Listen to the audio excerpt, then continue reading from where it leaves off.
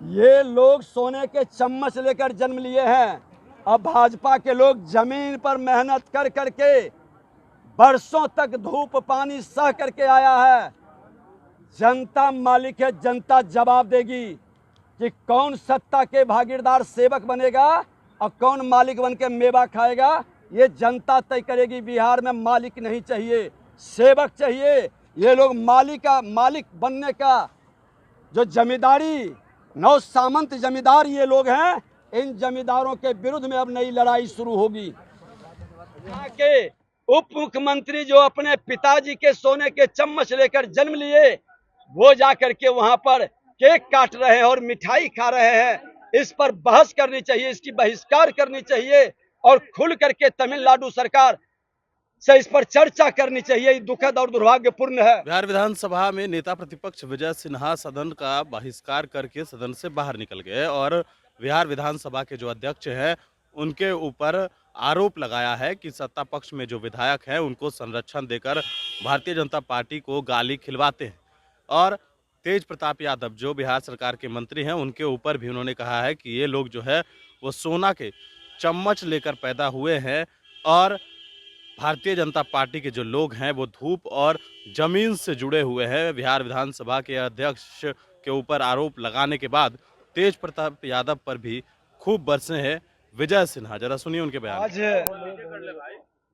तमिलनाडु के अंदर हमारे बिहार के बेटा की जिस तरह से बर्बरतापूर्ण ढंग से उनको पीटा गया, उनकी हत्या हुई है, जो अपुष्ट सूचना है कि दर्जन भर से ज्यादा लोग की मृत्यु हुई है और सरकार इस पर मौन है।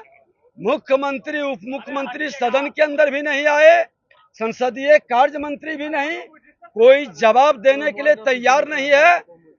आसन पर बैठे अध्यक्ष से जब आग्रह कर रहे हैं, वो सदन को बिना ऑर्डर में लिए जबरदस्ती सदन चलाने का नाटक कर रहे हैं, लोकतंत्र की हत्या कर रहे हैं। ये गंभीर विषय पर चर्चा होनी चाहिए। आज बिहार के अंदर पेपर लीक का मामला हो या शिक्षक अभ्यर्थी का मामला हो, हमारे बेरोजगार नौजवानों की मामला हो, किसी विषय पर कार्य स्थगन भी दिया गया। क्या आज बेरोजगारी के कारण हमारे लोग पलायन कर रहे हैं और बाहर जाकर के अपनी जान को गंवा रहे हैं। 33 वर्ष से बड़े भाई छोटे भाई मिल करके आपकी ऐसी नीति कोई क्यों नहीं बनी जिससे इस तरह से हमारे बिहार का बेटा का अपमान और हत्या नहीं होता। आज राज्य में 78 लाख स्नातक बेरोजगार है। इंटर और मैट्रिक के 2,98,00,000 बेरोजगार बैठे हैं। बीपीएससी में 49,000, बीटीएससी में 12,000, बीएसएस है, पद खाली है। सत्ता की राजनीति में 4.5 लाख शिक्षक अभ्यर्थी और 4,000 से ज्यादा प्रधानाध्यापक, 7वें चरण के शिक्षक बहाली का मामला, इस तमाम मामले को लटका के सरकार क्यों रखे हुई है? अगर जो ये सारे मामले का समाधान करता, उनका 10 लाख और 20 लाख की घोषणा, 10 लाख उप मुख्यमंत्री और 20 लाख की घोषणा मुख्यमंत्री का, अगर जो उसका आधा भी आप कर देते एनडीए सरकार में, अगर जो जितनी याचना दी गई है 4-5 लाख से ज्यादा, तो कम से कम बिहार की सम्मान और प्रतिष्ठा बढ़ता और हमारे नौजवान दूसरे राज्य में जाकर के अपमानित नहीं होते और आज उनकी मृत्यु नहीं होती। पूरे इस हत्या का जिम्मेवार बिहार की सरकार है। इनकी गलत नीति के कारण अपने परिवारवाद और अपने बच्चों को रोजगार देने के चक्कर में बिहार के बेटे के रोजगार ये छीन रहे हैं और उनकी पीट पीट कर हत्या की जा रही है बर्बरतापूर्ण ढंग से। और जिस सरकार के राज्य के अंदर तमिलनाडु में हत्या हो रही है, वही यहाँ के उप मुख्यमंत्री जो अपने पिताजी के सोने के चम्मच लेकर जन्म लिए, वो जाकर के वहां पर केक काट रहे हैं और मिठाई खा रहे हैं।